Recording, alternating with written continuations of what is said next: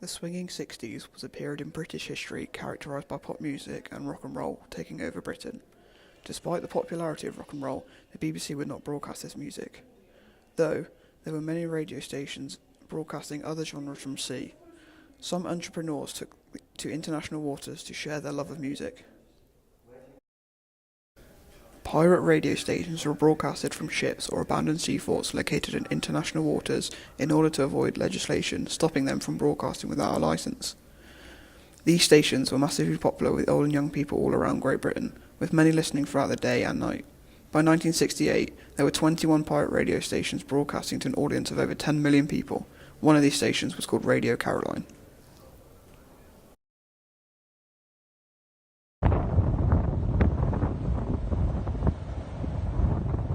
Radio Caroline was set up in 1964 by a young Irish entrepreneur called Roland O'Reilly, a man who had one foot in the music industry and the other in the boat industry, as his family owned a port. O'Reilly gained inspiration from Dutch and Scandinavian pirate radio stations after failing to secure a place on Radio Luxembourg, and began to prepare his vessel for the airwaves. After buying a ferry named Frederica, O'Reilly was ready to broadcast to Britain, with his first transmission on the 27th of March 1964.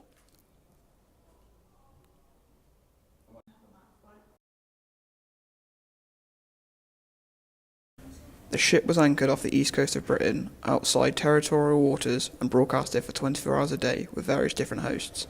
Names such as Tony Blackburn and Roger Gale were often joined on the boat by different famous artists, often promoting their music.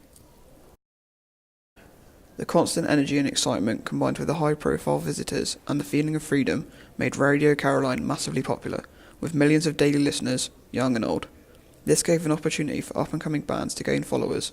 Before Radio Caroline, small bands struggled to get any airtime.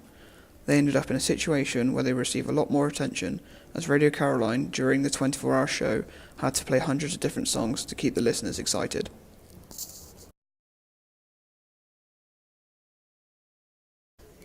The mass popularity and hysteria caused by this radio station was noticed by the government.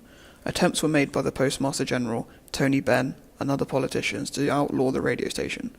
Despite this not working, in 1967 a piece of legislation was made which truly rocked the boat. I'm